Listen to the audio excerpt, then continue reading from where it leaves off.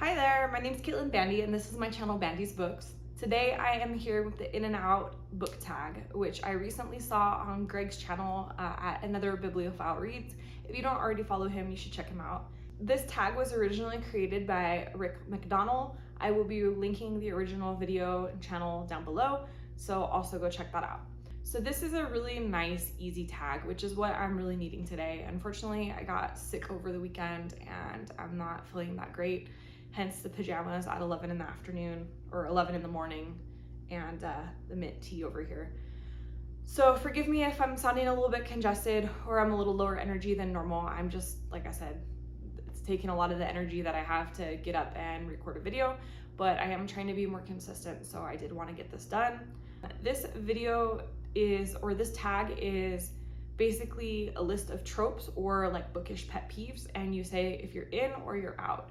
In being I'm here for it, I like it, and out being I don't like it, I wish it would go away. So Greg had a list of 26 prompts in his. I stayed pretty true to the prompts in his video. I did change a handful because there was a few where I was just like completely ambivalent about it. And for me, that doesn't make much of an exciting video if I'm sitting here telling you, I don't care, I don't care, I don't care. So I changed out the ones that I felt ambivalent about and tried to fill in a couple tropes that I feel really strongly about. And so hopefully that'll make things a little bit more interesting. And I did trim it from 26 down to 25. So with that said, let's go ahead and just jump right into the list of prompts. Prompt 1 is reading the last page first. I'm out. I don't think that you should ruin the book for yourself. Like, why read the whole 200 or 300 or 400 pages if you're already gonna know how the book resolves? Prompt 2 is enemies to lovers. I am out.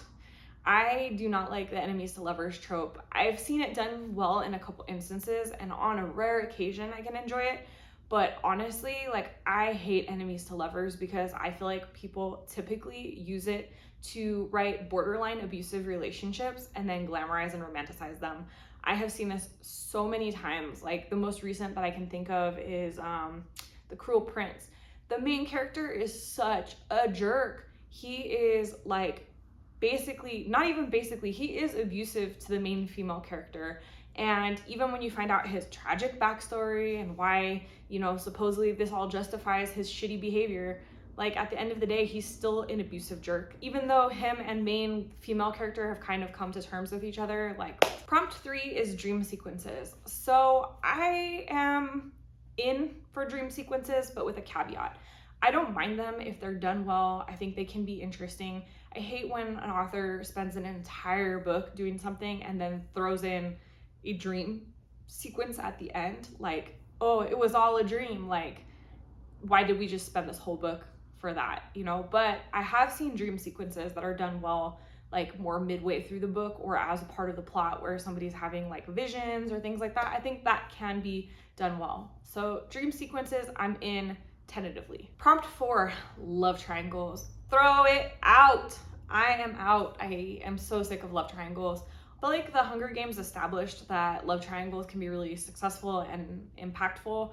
And because it worked well in that book, now everybody and their mom wants to put a love triangle in their book just to create drama and tension. I'm sick of it. I like healthy dynamics in relationships. I mean, I don't mind exploring unhealthy dynamics in relationships. Like, if it's a contemporary book that's exploring like relationship dynamics and all of that, fine. But like, I get so tired of this like romanticized toxicity in relationships, whether it's a couple, a throuple, polyamory, monogamy. Like, I just want people to communicate. And I feel like a lot of the love triangle scenarios rely on people not communicating with each other. They rely on like one character feeling torn between two people and then never having the balls to communicate with either of them. Yeah, I'm not a big fan. Prompt 5 is cracked spines. I am out on the cracked spines thing. So I obviously prefer hardcover books, and I like my books to look really nice and pretty. And I know that with a nice dust jacket, you can't see whether a spine is cracked or not. But I like to maintain the integrity of my books as much as possible. I try not to beat them up. I try not to smash their spines open. I don't know, it hurts my heart when books are all cracked and beaten up. And I get that that's, in some people's minds, that's a well-loved and well-used book. And that's okay if that's your thing, but it's not my thing. Prompt 6 is the pregnancy trope. I'm out. I cannot stand, this is probably my least favorite one because I feel like I've been hard on 3 tropes so far, but this is my least favorite one, is the unplanned pregnancy mishap. You know, some person meets someone, they have a hookup, they get pregnant like instantly in the beginning of the book, and then they fall in love afterwards. And like, yeah, that happens once in a while in reality. Obviously people have unplanned pregnancies, like I'm not mad about that part of it. I, again, more get frustrated with the romanticizing the situation, because most of the people that I know that have had unplanned pregnancies, whether from a one-night stand or whether from a relationship where they just weren't planning on having kids, are freaking out and like, oh shit, oh shit, oh shit, how are we gonna get through this? What are we gonna do? And using that as a plot point to like bring your 2 characters together in a romance, for me, I think it just sets unrealistic, idealistic viewpoints of relationships, and I don't love it. In fact, I feel like that can be really toxic too, like staying in a relationship with somebody you don't really know and forcing this relationship for the sake of a pregnancy. For me, that's a big no. Number 8, no paragraph breaks. I am not the biggest fan of the no paragraphs breaks situation, and as a larger whole, the no punctuation in general. I'm out on this one because I find it makes the story really difficult to read. The only exception for that is like, if you have a character that's like in a stream of consciousness, I can understand the usage of not having paragraph breaks or punctuations or things like that, because it's just kind of like imitating the way that their mind is sounding. But it makes it, like when it's the whole entire book, really difficult for me to enjoy. A recent example of this, I read Beautiful World, Where Are You by Sally Rooney. She famously does not use any punctuation or, you know, grammatical rules. And I listened to it on audiobook initially because I was concerned about the punctuation aspect of it. As an audiobook, it was fine, but then I have another one of her books, Normal People, here on the shelves that I was gonna give a try. And I opened it up and I started reading it, and I found myself so frustrated by the lack of punctuation. I mean, obviously, like you can still intuit what's going on in the book without the punctuation, but it makes it a much more challenging read in my opinion. So I am out on the no paragraphs, no punctuation, all that kind of stuff. Number 9 is multi-generational sagas. I'm here for it, I'm in. I love a good, long, deep book that follows multiple generations. I can think of like 100 Years of Solitude. I can think of 2666. I've read a couple of those style books recently, and I actually really enjoy it. I think if the author is a talented author, really good writer, then it can be done exceedingly well. And some of those books are like the most enjoyable. But again, it all comes down to the talent of the author and their ability to write with that much complexity. 10 is rereading. I'm in for rereading. I don't reread that much at this point in my life, but when I was younger, I absolutely reread books that I loved. I think I reread the Hunger Games series multiple times, the Lord of the Rings series multiple times, and a handful of other popular books, you know, at that time. I found them like a comfort, anti-anxiety sort of a mechanism because I enjoyed the story. I didn't have like the anxiety of it being surprising, and I was able to kind of detach from reality and just like focus on this fantasy world. And for me as a teen and an early adult, that was a very comforting thing. At this point in my life, I don't reread as much because, I mean, you can see the shelves behind me. These are only 2 of my bookshelves. I have a 3rd shelf over there. I have an entire wall of books in my bedroom. I have all my cookbooks and culinary books in my kitchen. So if I reread books, I would really never get through the books that I have on my shelves. And as it is, I'm only getting through them at a fairly slow rate. So I really, at this point, don't reread as much, but I'm not against rereading, and it doesn't mean that I wouldn't enjoy rereading, because there are times where I think about like, oh, this old favorite that I'd love to pull out and reread.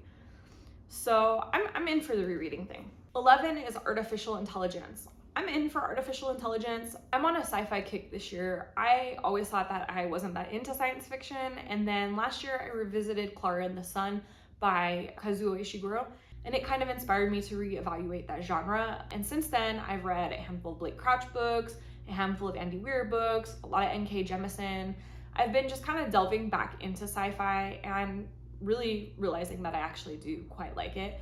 And several of those books have played with the artificial intelligence. I know that I read Noor by Nnedi Okorafor earlier this year, which is all about artificial intelligence and like artificial body parts and things. I'm here for it. I think it can be an interesting plot point, and again, when well done, I think it can bring up really relevant issues with the modernization of society, automation of jobs, all that sort of stuff. I think can come from a really good book about artificial intelligence. Number 12 is drop caps. I am not gonna lie and say that I did not have to Google drop caps to see what they were before I recorded this video.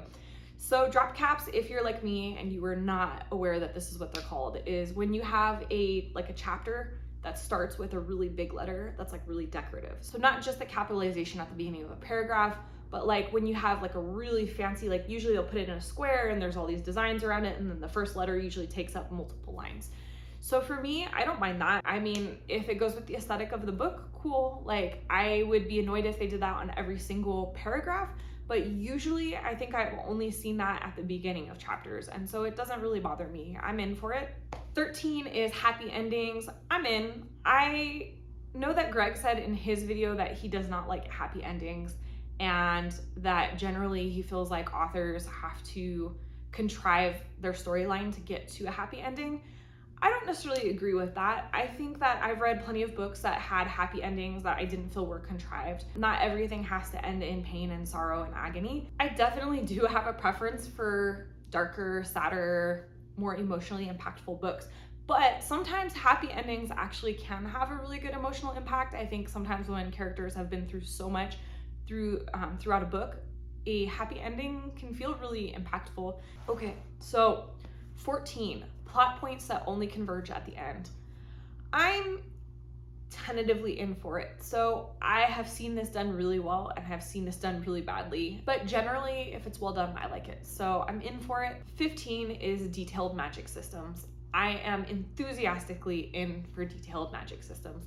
I love fantasy, I love sci-fi, I love things that require me to suspend disbelief.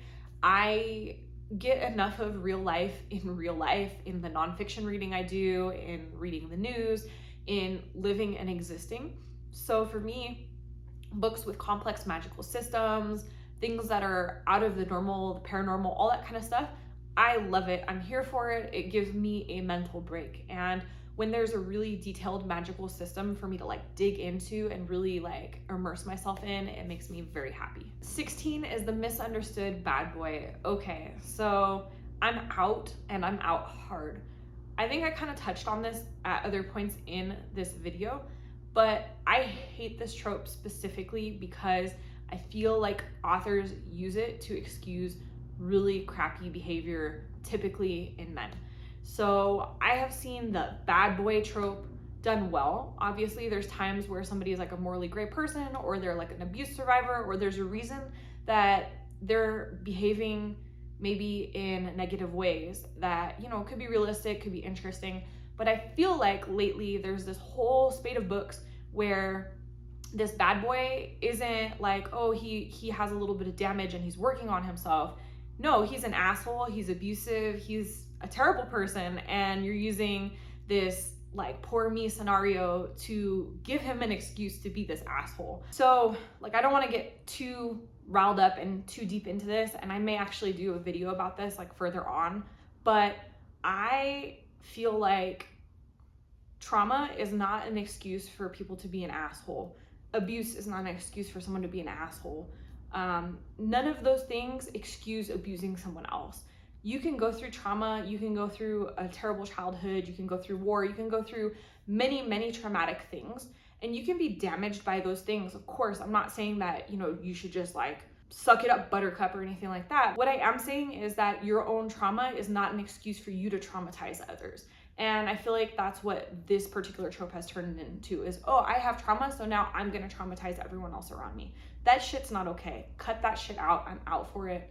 Let's just like make this not a thing anymore. 17 is an unreliable narrator. I'm here for it. I'm in. I love it. Some of the best books that I have read have an unreliable narrator, and this is one of my favorite tropes, actually. 18 is evil protagonist. I'm also here for it. I'm in. I love an evil protagonist. I love that like moral conflict where like you're centered in rooting for someone that you don't want to root for, or you're like cheering on for the protagonist to die because he's a terrible person.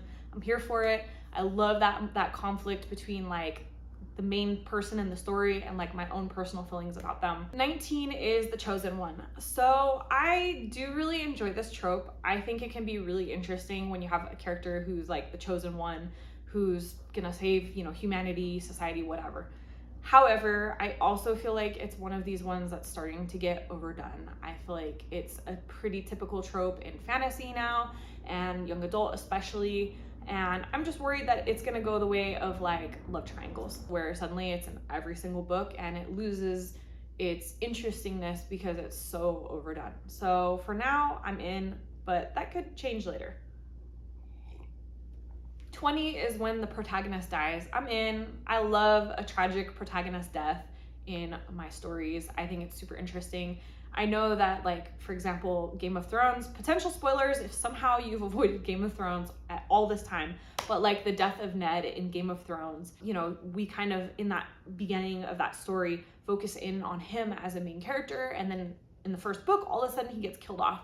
I think that makes things super interesting. It's not an expected move, so I really like it. It can catch people off guard. 21 is really long chapters. Okay, so I know I said I was trying not to do ambivalent, but I'm kind of neutral on this one. I don't hate long chapters as long as it's not like one long chapter for the whole book. I don't think that chapter length should just arbitrarily be decided. Like, it shouldn't be like, oh, I like really long chapters, so I'm gonna just smash a bunch of chapters together, or I like really short chapters, so let me chop this chapter into a bunch of pieces. I think that chapters should be dictated by natural stopping points in the book. So you have your little bit of a peak, you have your climax, and then like your little bit of resolution for that chapter, or your stopping point for that chapter.